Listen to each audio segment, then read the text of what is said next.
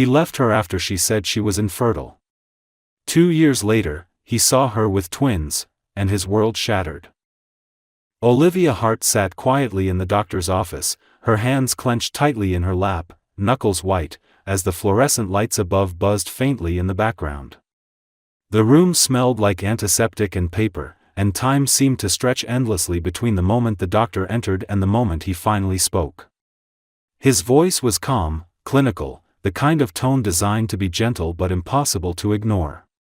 He explained the results, using words like insufficient function, low probability, and then the word that hit her like a punch to the chest, infertile.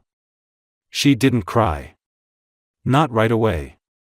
She just nodded, mechanically, her face pale as her heartbeat roared in her ears. By the time she stepped outside into the gray afternoon light, everything around her felt unreal. Cars passed. People talked on their phones, children laughed in the distance. The world kept spinning while hers had just stopped. She walked home in a daze, the diagnosis circling her thoughts like a cruel echo. Infertile. The word didn't fit her. It didn't belong in her body. She had always dreamed of being a mother, of holding a child in her arms, of decorating a nursery filled with soft colors and fairy lights. That dream now felt like a cruel joke. When she finally made it to her apartment, she stood in the doorway for a long moment before closing it softly behind her. Her boyfriend, Nicholas Rhodes, was home early for once. Dressed in a crisp white shirt, sleeves rolled up, he stood by the kitchen island with a glass of scotch in one hand and his phone in the other. The golden evening light made his blue eyes look even colder than usual. He glanced at her briefly before returning his gaze to the screen. "You're home early," he said without much emotion. Olivia didn't answer right away. She took off her coat slowly, folded it with shaking hands, and set it on the back of the chair. Then she spoke, her voice quiet and steady, but edged with something fragile. "I went to the doctor today." Nicholas looked up, curious now. "And?" She took a breath, steadying herself. "They said I'm infertile. I can't have children." There was a pause. A long one. Nicholas stared at her, his expression unreadable. He didn't ask if she was okay. He didn't step forward. He simply processed the words like he would bad business news, detached, emotionless, cold.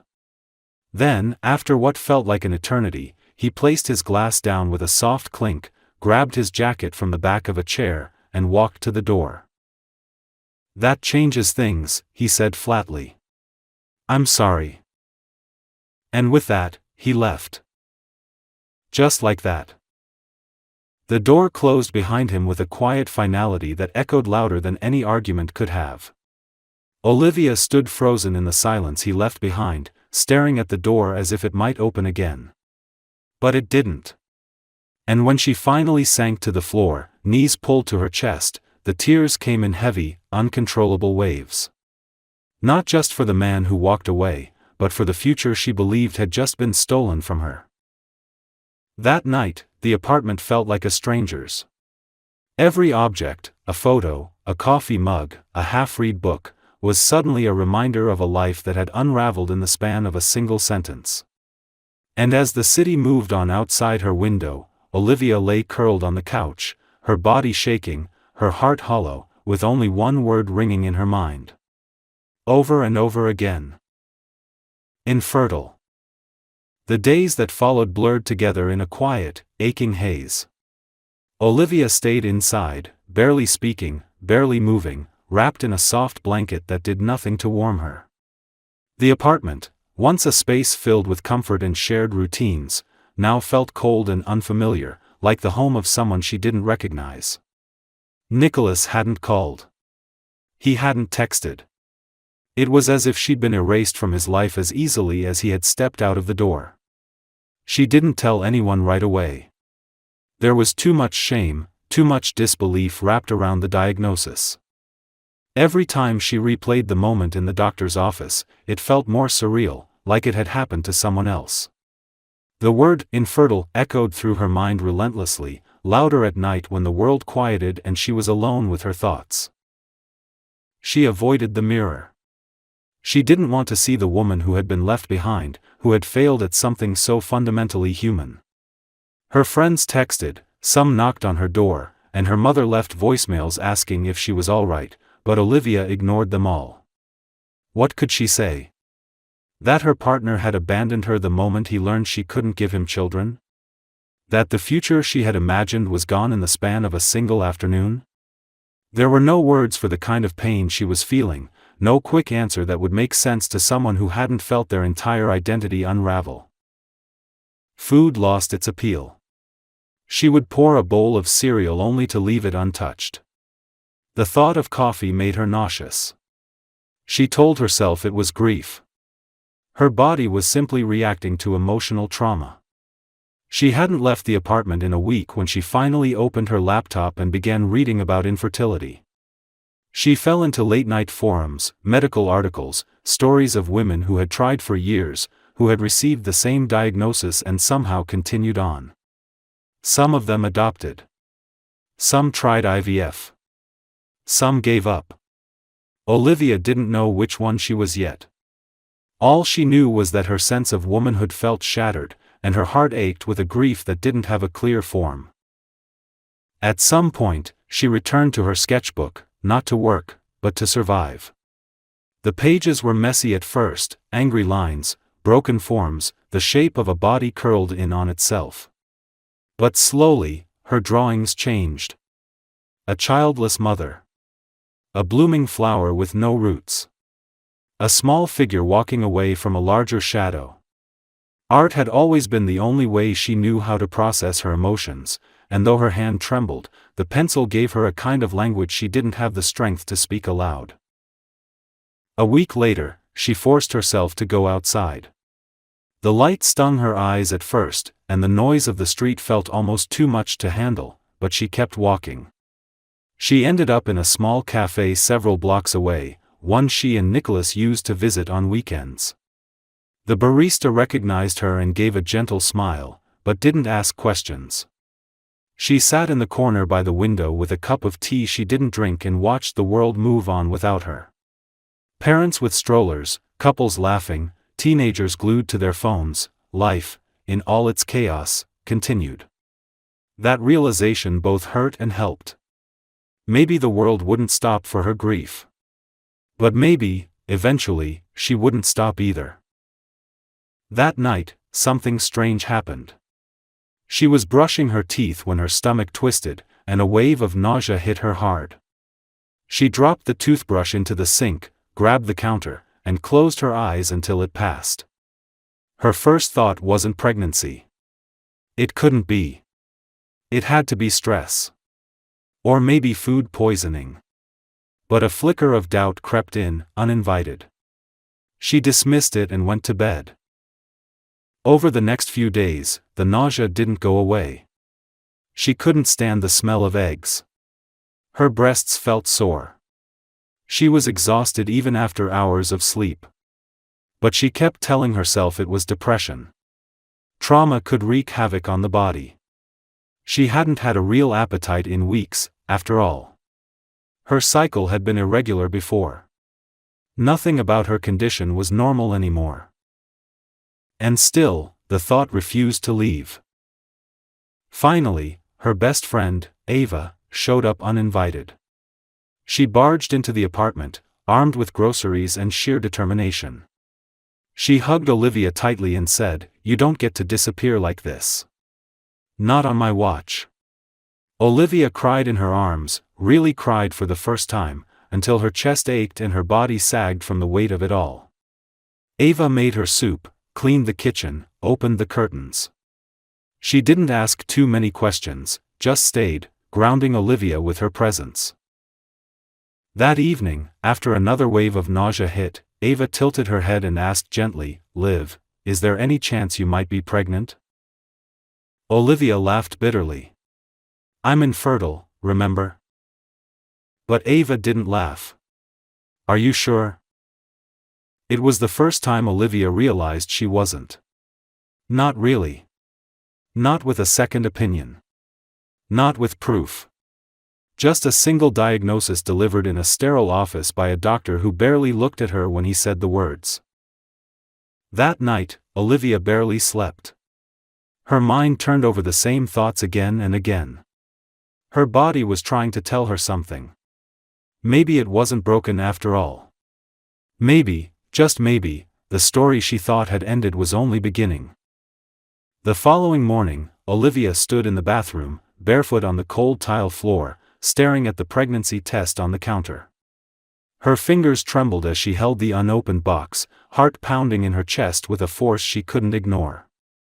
The room was quiet, still, but inside her mind it was chaos.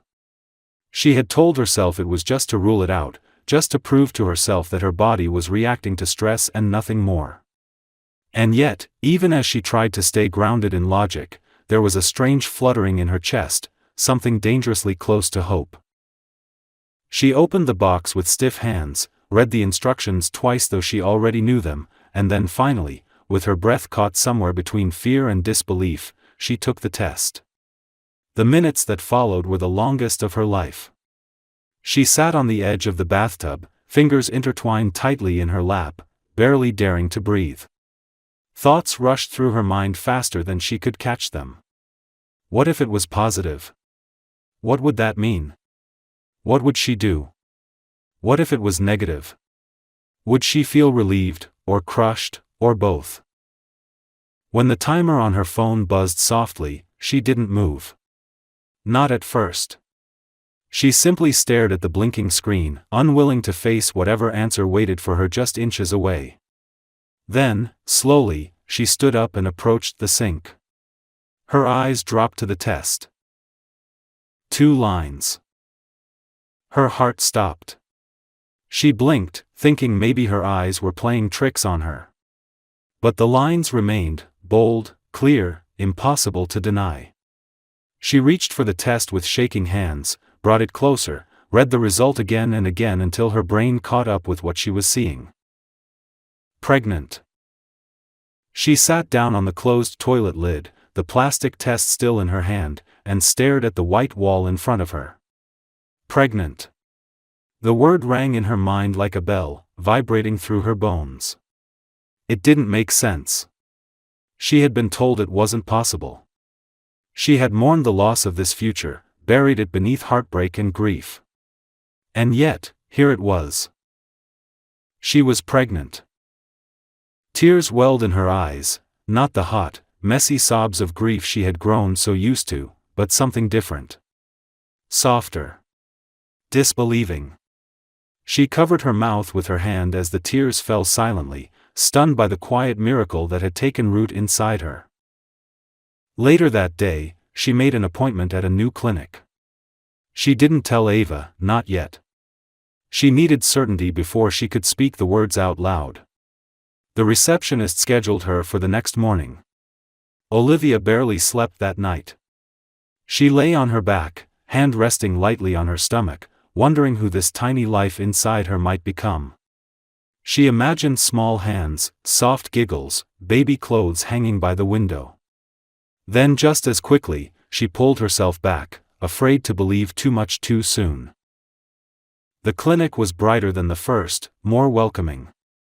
The nurse who took her vitals smiled warmly and asked if this was her first pregnancy. Olivia hesitated before nodding. She didn't know how to explain the weight of her answer. When the doctor came in, she explained her history, how she had been diagnosed as infertile only weeks earlier by a different physician. The doctor raised her eyebrows slightly, reviewing the chart, then said carefully, "Well, diagnoses can vary depending on the tests and timing. Sometimes the body surprises us. Let's take a look and see what's happening." Olivia lay down on the examination table, her hands clenched over her stomach. The ultrasound gel was cold, but she hardly noticed. She watched the doctor's face as she moved the wand across her abdomen, searching the screen for answers. Seconds passed, then the faint, unmistakable sound of a heartbeat filled the room. Then another. Olivia's eyes widened. "There are 2, the doctor said, smiling. You're carrying twins. Olivia covered her mouth again, tears spilling down her cheeks. The doctor continued speaking, but her voice faded into the background. 2 heartbeats. 2 lives. Inside her. It was more than a miracle. It was everything she had believed she'd lost forever. When she finally left the clinic, she clutched the ultrasound image like it was the most precious thing she had ever owned. Her steps were light, almost dreamlike, as she walked home through the busy city streets, past strangers who had no idea her entire world had changed. Once inside her apartment, she placed the image gently on the table, sat in front of it, and simply stared. 2 tiny shapes, barely formed, but undeniably real. All those weeks of nausea, exhaustion, and doubt, this had been the reason. Not depression. Not despair. Life. New life. She picked up her sketchbook and began to draw, not with fury or fear, but with something close to reverence. She sketched 2 small figures inside a heart-shaped cradle, surrounded by stars and soft light. She didn't know what the future held. She didn't know how she would do it, or if she'd ever be ready. But for the first time in a long time, she didn't feel broken. She felt chosen. The months that followed unfolded like a quiet awakening. Olivia's life, once steeped in grief and uncertainty, began to fill with new rhythms, new responsibilities, and a growing sense of wonder. Pregnancy wasn't easy.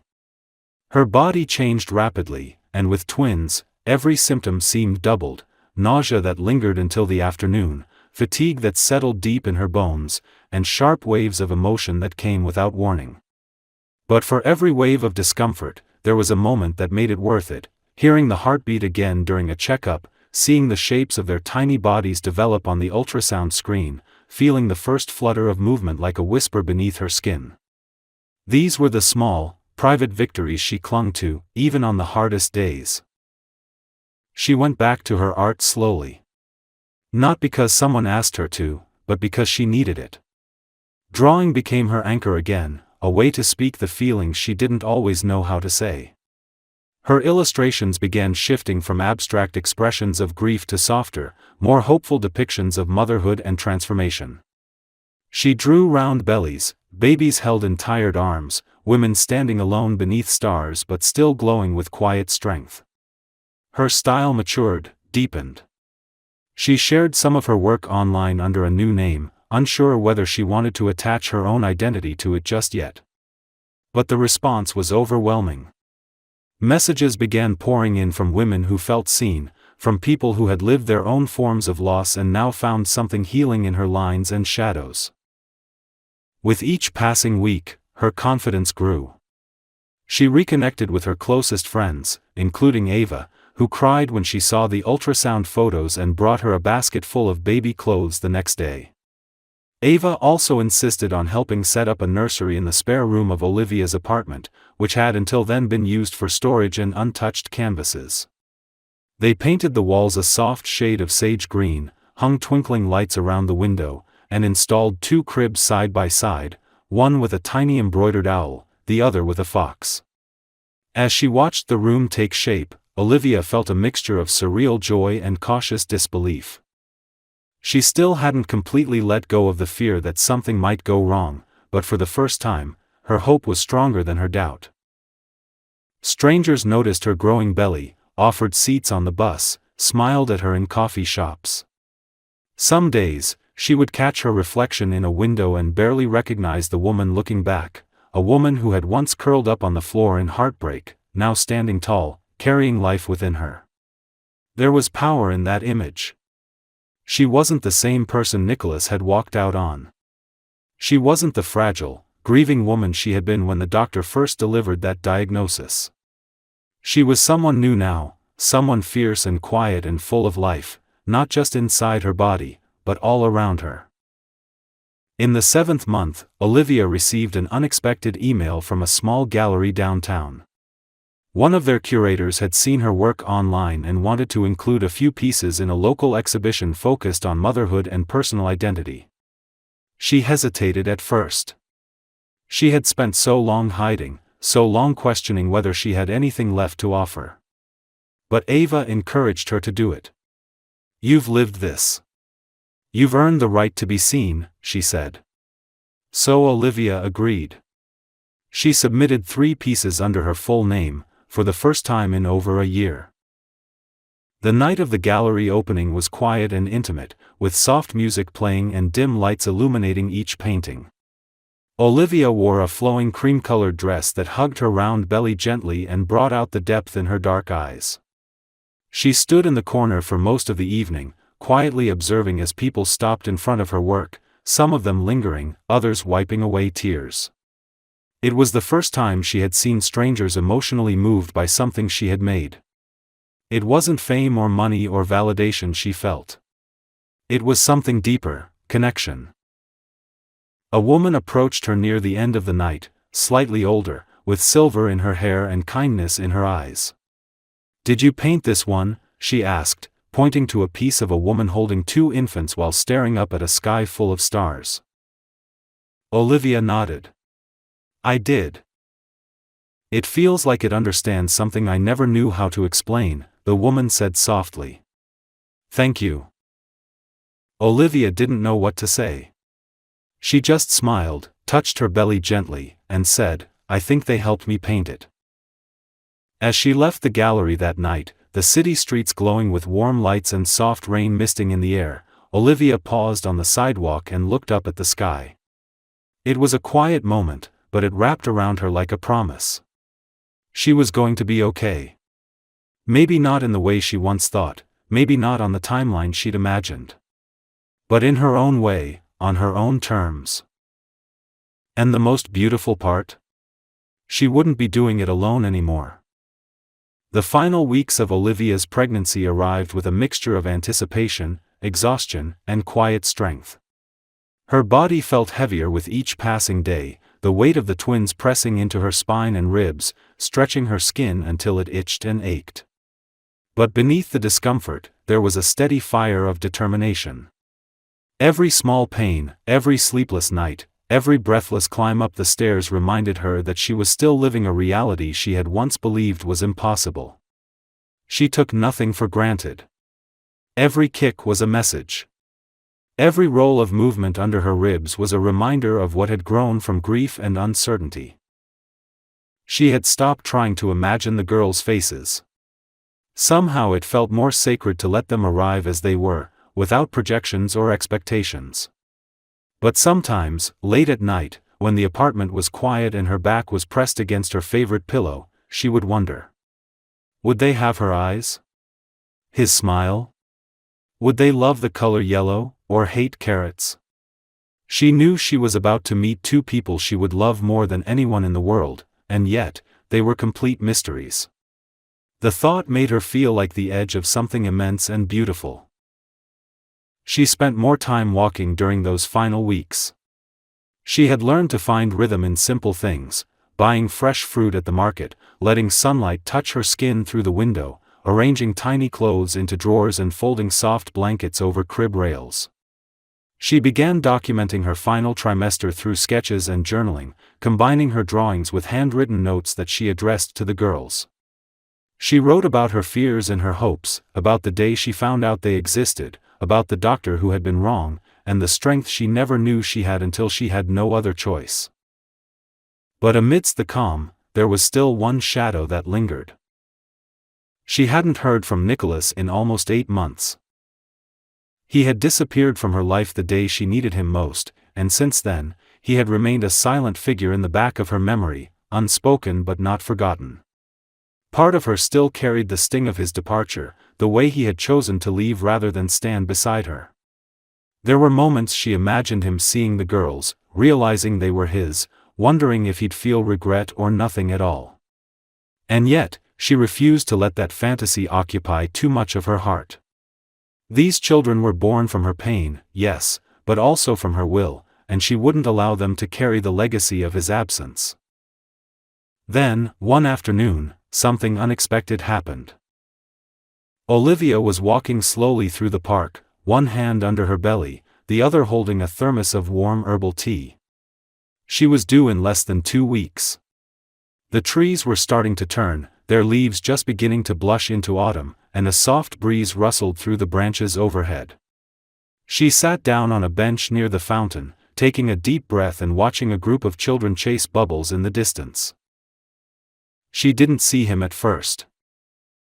It was only when she turned slightly to stretch her back that her eyes caught on a tall figure across the park.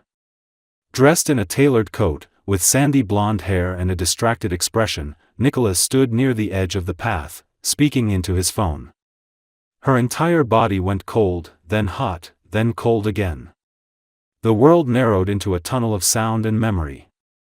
For a long moment, she wondered if she was hallucinating, maybe the exhaustion was finally getting to her. But then he looked up. Their eyes met. He froze. He ended the call. Olivia's heart raced as he began walking toward her, slowly at first, then more quickly as he recognized her face. He hadn't changed much, still tall, still sharp around the edges, still carrying the same air of quiet confidence. But there was something else in his face now. A weight. A hint of vulnerability she had never seen before. He stopped a few feet away, unsure how close he was allowed to come.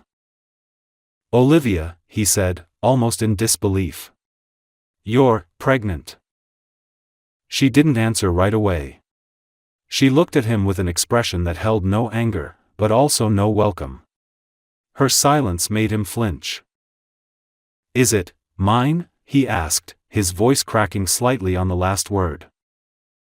"They are," she replied calmly, one hand resting protectively on her stomach. "Twin girls. Due soon." He sat down beside her slowly, staring ahead at the fountain, trying to breathe. "I didn't know," he said, after a moment. "No one told me." "You didn't ask," she replied, not bitterly, but with truth. "You left. And I didn't chase you. I thought you couldn't." He stopped himself. "I was scared. I handled it wrong." "Yes, you did," she said quietly. "But I'm not here for apologies. I've made peace with your absence.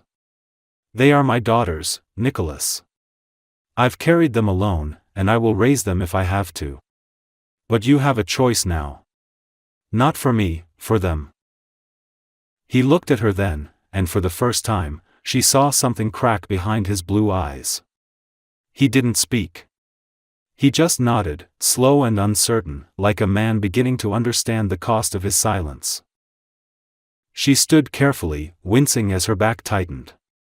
He instinctively reached out to help, and she allowed it, just for balance. Their hands touched for the first time in almost a year. "I'm not asking for anything," she said. "But if you truly want to be a part of this, you need to show up. Not with words. With presence." Then she walked away, leaving him standing beneath the amber light of the trees, alone with the weight of the future he might still have a chance to fight for. The night before her due date, Olivia couldn't sleep. Her body ached with the weight of 2 full-term babies, her back throbbed, and her legs cramped every time she tried to shift positions. But it wasn't just the discomfort that kept her awake, it was everything that had happened in the past few days. Her brief encounter with Nicholas in the park had stirred up more than she expected. She hadn't planned on ever seeing him again, much less having to explain to him that he was about to become a father to 2 little girls. And yet, there had been something in his eyes during their conversation, something that didn't resemble the man who had walked away. There had been no arrogance, no indifference. Just shock. And something like guilt. She didn't know what to make of it. She didn't want to open her heart to false hope. She had learned, painfully, that people can vanish at the moment you need them most. But she also wasn't the same person she had been 2 years ago. She had grown, hardened in some places, softened in others. She had learned how to carry her pain without letting it define her.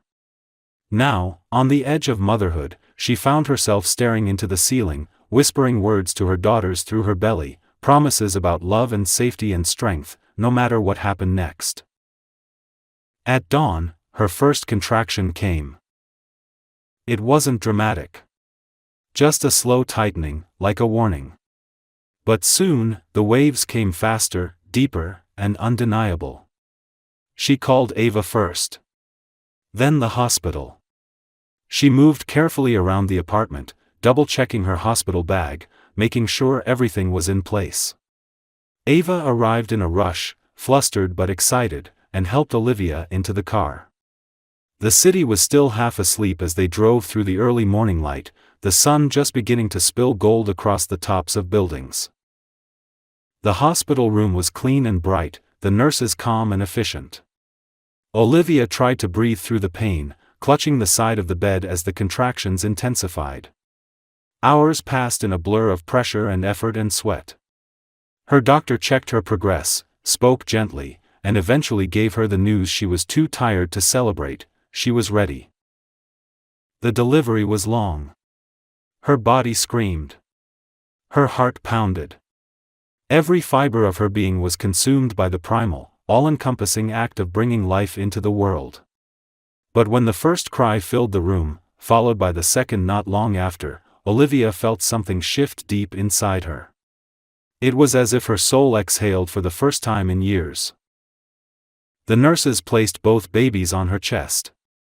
Two perfect little girls, swaddled and squirming, their faces pink and scrunched, their fists clenched in protest at the brightness of the world. Olivia sobbed, overwhelmed. She looked from one to the other, not knowing how it was possible to feel so much love, so instantly and so deeply, that it nearly broke her apart.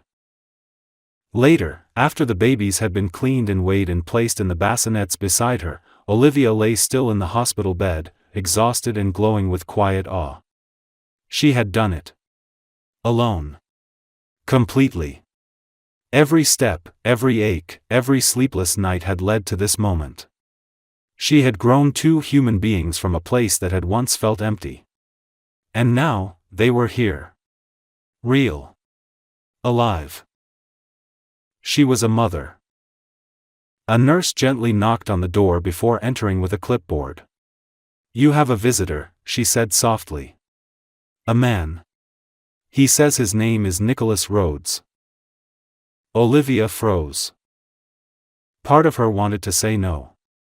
To send him away and guard the sacred space she had just created with her daughters. But part of her was curious. Hesitant. And very tired. She nodded. A few minutes later, Nicholas stepped into the room. He looked nothing like the man who had left her in silence 2 years ago. He looked raw. His eyes searched the room nervously before they landed on her. Then, slowly, they dropped to the two bassinets. He didn't speak at first. His breath caught. He stepped closer, cautiously, as if approaching something he didn't feel worthy of. Then, he looked at Olivia. "They're beautiful," he said, his voice thick. She didn't reply right away. Her eyes stayed on him, watching how his expression shifted between wonder and guilt, awe and confusion. He moved closer to the bassinets and leaned over gently, studying the girls like they were rare, delicate artifacts. "I don't know what to say," he admitted. "I've been thinking about what I would say if this moment came, and now I'm here and nothing feels like enough." Olivia watched him, still unsure of how to feel. But the girls stirred in their cribs, and something maternal took over. She reached for one, then the other, and held them close again. "They don't need words from you," she said quietly. "They need consistency. Presence. Patience." He nodded slowly. "I know. I can't ask for anything. I just want to try. Even if you don't forgive me. Even if they don't understand who I am for a long time. I want to earn a place in their lives." She studied his face, searching for cracks, for signs of his old self. But all she saw was someone trying not to fall apart. Finally, she motioned toward a chair. "Sit." But don't make promises you're not ready to keep. He sat, quietly, and for a long while, they said nothing more. They just sat in the stillness of that small hospital room, Olivia, holding the daughters she had once been told she could never have, and Nicholas, silently watching the life he had almost lost before it even began. The days that followed were unlike anything Olivia had ever experienced.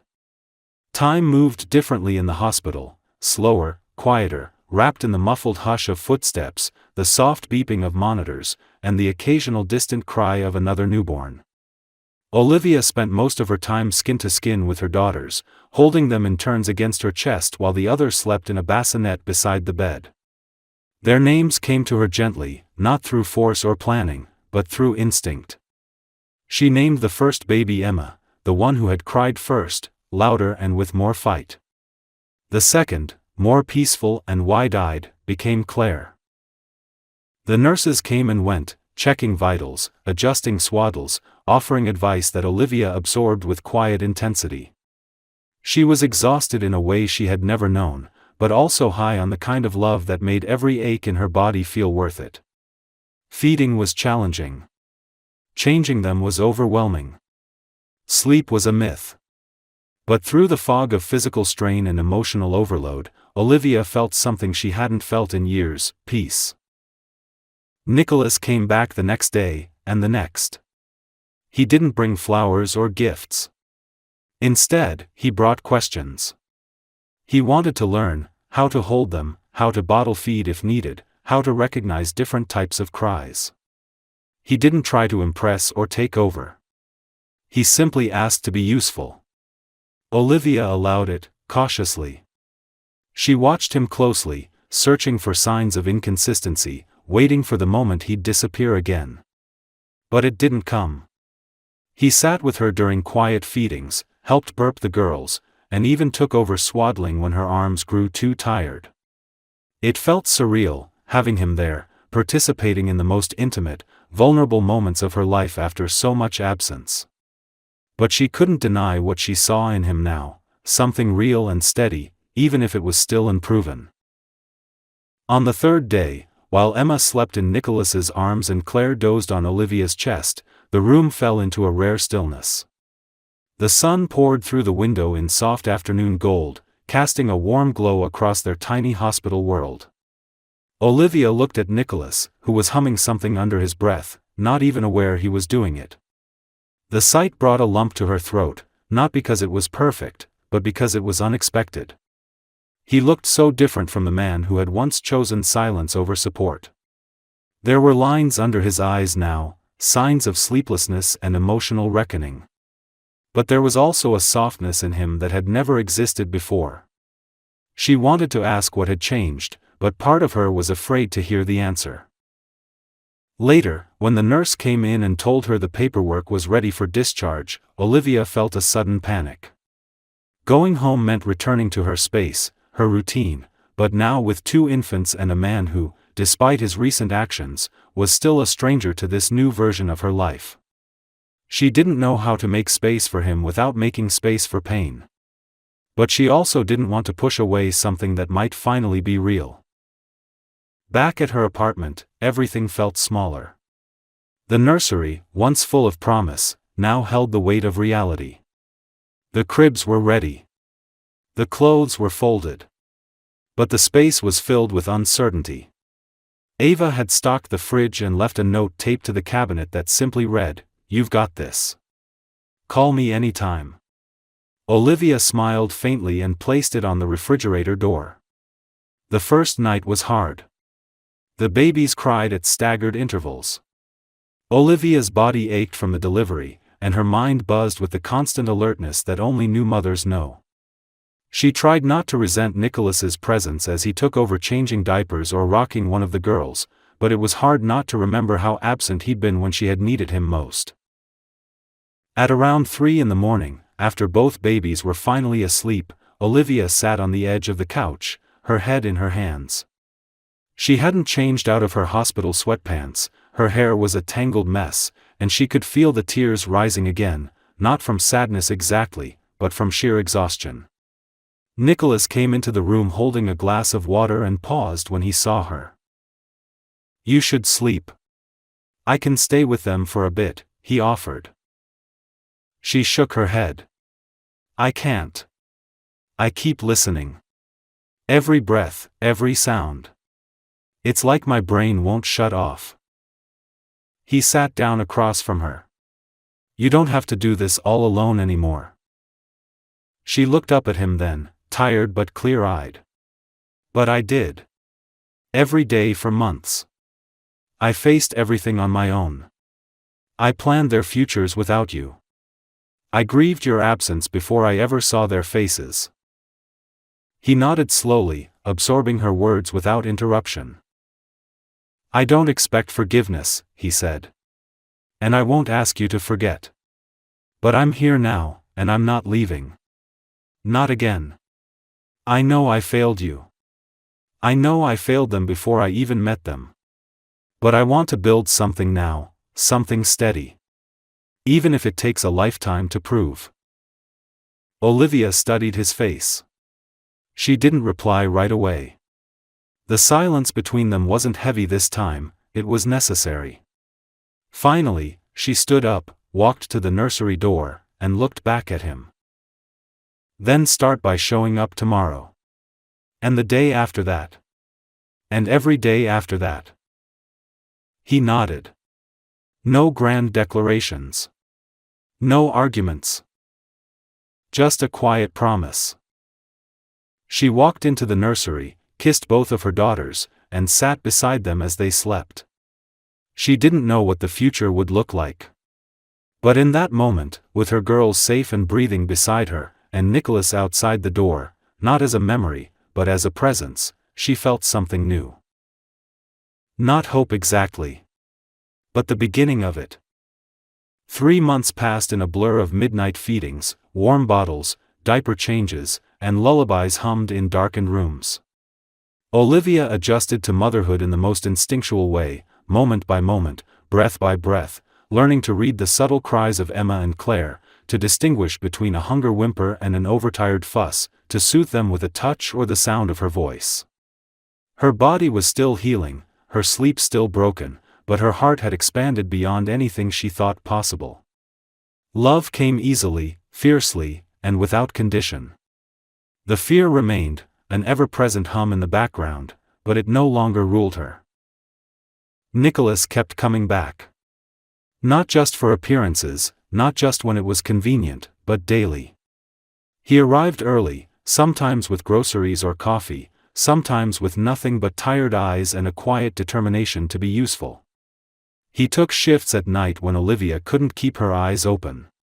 He learned how to fold impossibly tiny laundry, how to rock both babies at once, how to handle colic and clean spit up off his shirt without complaint.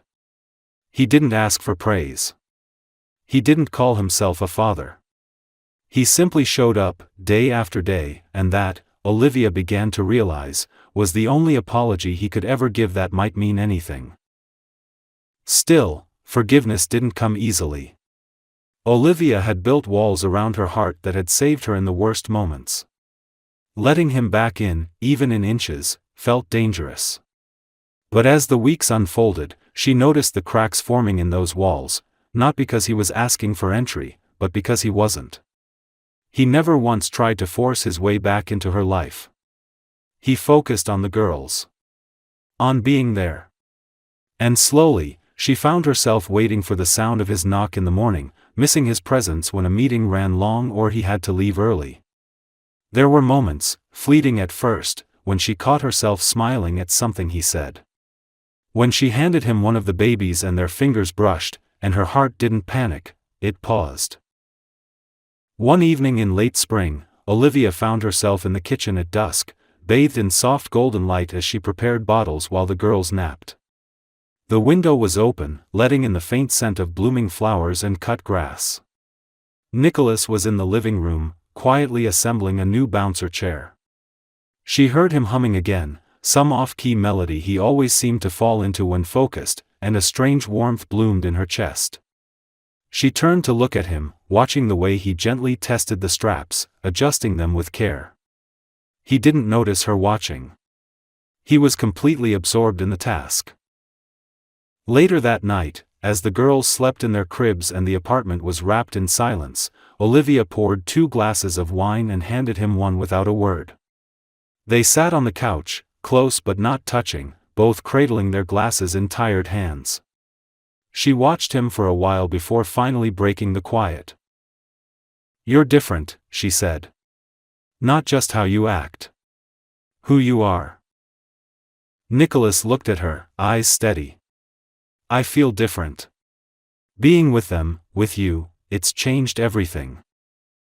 "Why didn't you come back sooner?" she asked, not accusingly, but because she had carried that question like a stone in her chest. He looked down at his hands.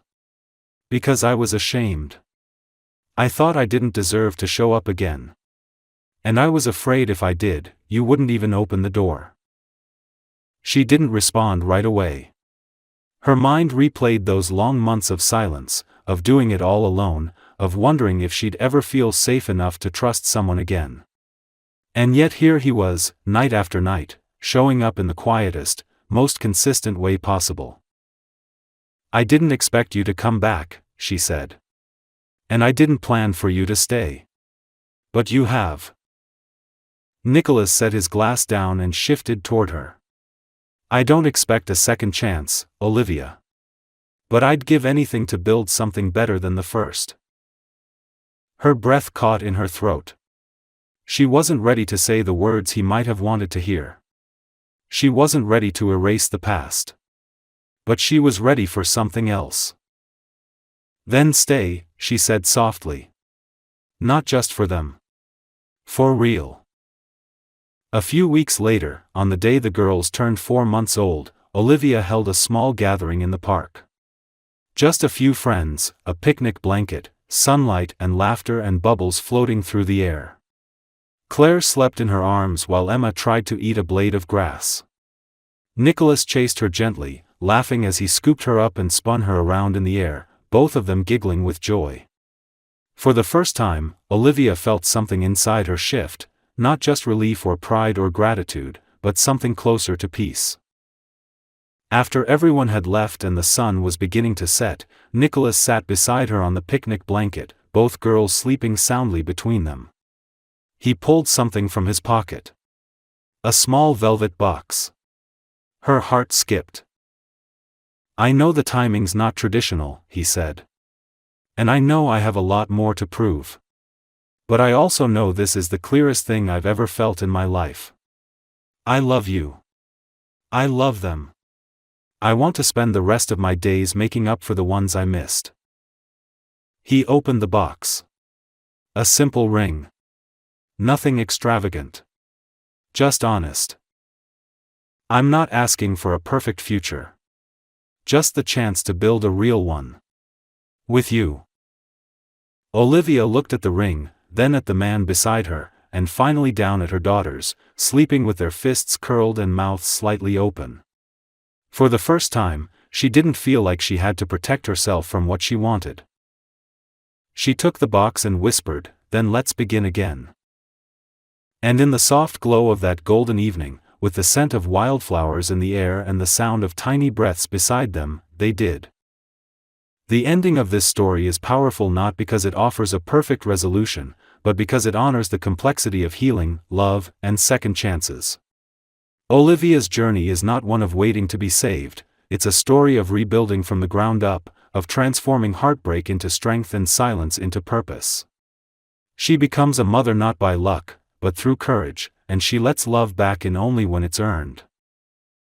What makes this conclusion resonate deeply is that Nicholas doesn't sweep in as a savior, he returns changed, humbled, and ready to prove himself not with grand gestures, but with presence and patience. Their reunion isn't built on forgetting the past, but on growing beyond it. The proposal, quiet and unpolished, mirrors their new reality, not perfect, but honest. Not fairy tale, but real.